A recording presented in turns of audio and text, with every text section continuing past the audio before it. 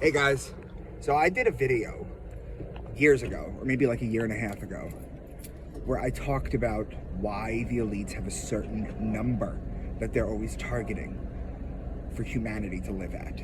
There's a certain amount of people allowed to live. Everyone has the same number. The Guidestones had the same number. And where did they get this number, right? The first commandment on the Guidestone says keep Earth at 500 million people. Where did they get this number from? Through all my research, through all my work, and everything I've ever found, I have found something that I believe to be true. It is a gospel called the Gospel of Emmanuel, or Emmanuel, and it was discovered by Billy Meier in 1973. Yes, the same UFO Billy Meier with the pictures. He found it in a hole in Israel. He was with a colleague, and they found a jar, and the gospel was in it. Now somebody, a while back, told me to go through it, see if I could find anything in it. And surprisingly, you would think this gospel was horseshit, but it follows the same astrological cipher that I've discovered as everything else. The same cipher.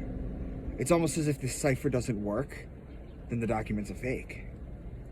But it works. Now, what does it say? Well, in 40 of the gospel, it says the amount of people that can inhabit the earth are 500 million. But if that is not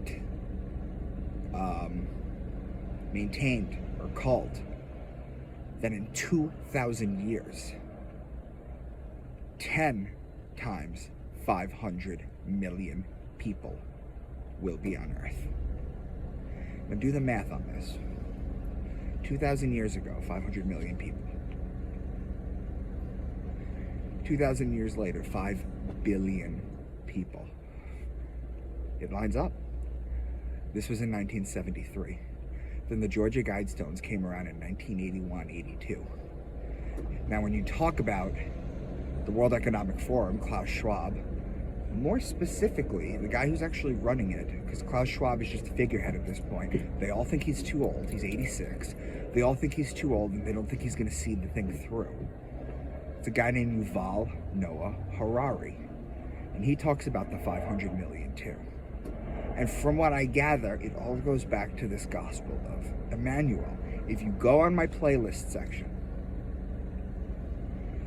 right, and you click on my astrotheology section, and you scroll down to the video of the Gospel of Emmanuel, you'll see exactly what I'm talking about. So I think that's where it came from. So, if any of you have any ideas of if that went further back, let me know.